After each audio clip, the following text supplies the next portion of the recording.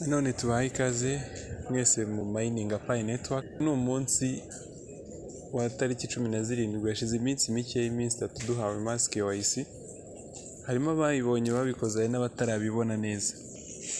Niba utari wabona mask KYC rero cyangwa utari wakora KYC, iki ni igihe cyawe kugira ngo nawe ukore KYC. Hano barabitangaje ku tariki 14 kuri Pi Day. Hari abagiye ku mining babona page yahindutse, hari n'amagambo yarahanditse batubwira ko mask KYC yabonetse. Ni ibintu byiza cyane rwose. Ubu ngubu ushobora gukora KYC uhawe link n'umu upline wawe cyangwa se n'undi wese yayiguha. Video yo gukora KYC twarayitanze, urebe video iri nko muri video zifite nimero za mbere nk'eshanu za mbere kuri ino channel. Hari video igaragaza uburyo ukora KYC, ni yafashwe n'umuntu wari urimo gukora KYC, biragaragara neza step ku yindi.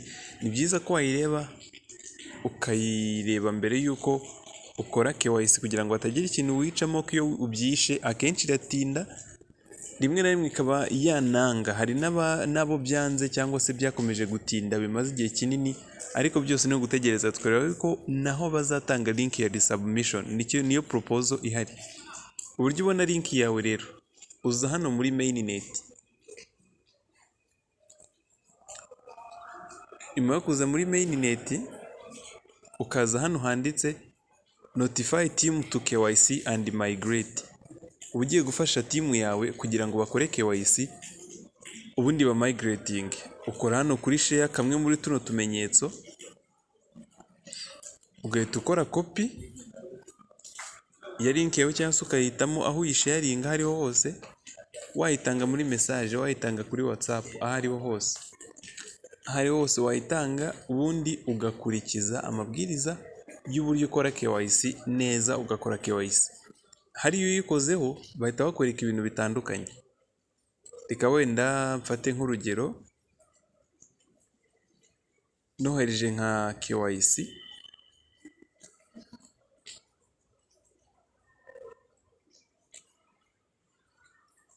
wenda uyu muhaye link ya KYC ukayikoraho, ihita ikujyana muri Pi browser. Ishobora gufungukira gatoya muri browser usanzwe ukoresha, ariko ntabwo ari biguma. Ihita ikomeza direct muri KYC muri Pi browser, akaba ari wifungukira. Niba wala applyinze urabibona, ukabona nyine ko utegereje result. Niba utarana applyinze nabyo urabibona, uka-applyinga KYC ukurikije izo steps.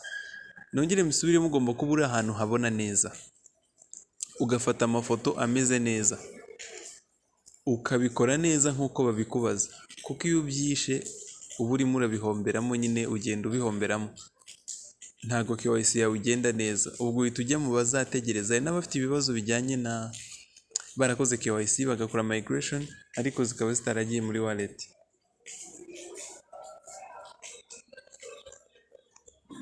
Nabo byose ni ugutegereza tukareba igihe bizakundira.